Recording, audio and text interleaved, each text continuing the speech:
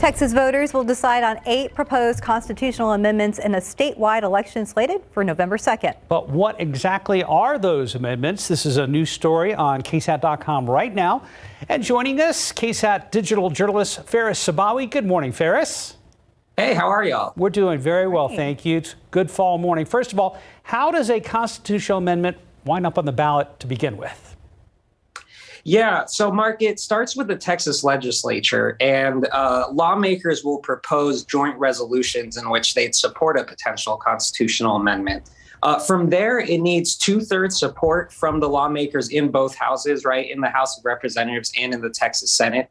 And then the final step before it becomes entrenched in our Texas Constitution is it comes to the voters in an election such as this one, and it needs a majority of the support. So just, more than 50% of voters need to approve this amendment or the amendment proposals, and then they would end up in our Constitution.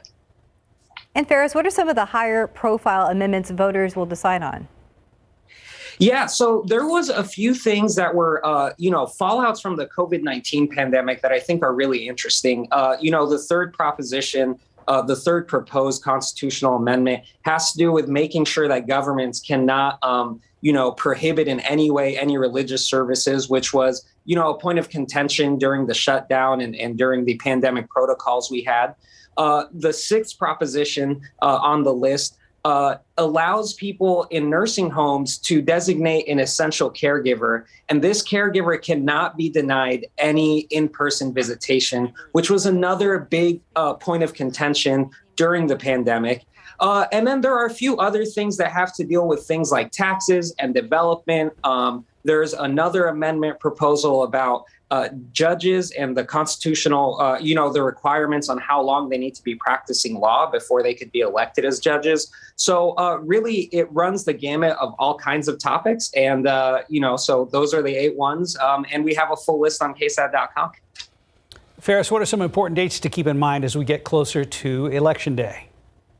Well, Mark, as you know, November 2nd is the election day, but that's not actually the most important date that people need to keep in mind. October 4th is the last day to register to vote if you haven't registered already, or to change your voter registration address.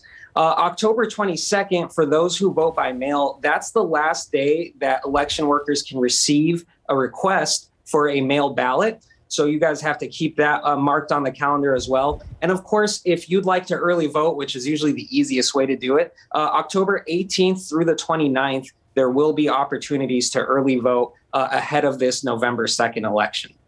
All right, Ferris Sabawi, thank you for joining us this morning. Thank you all.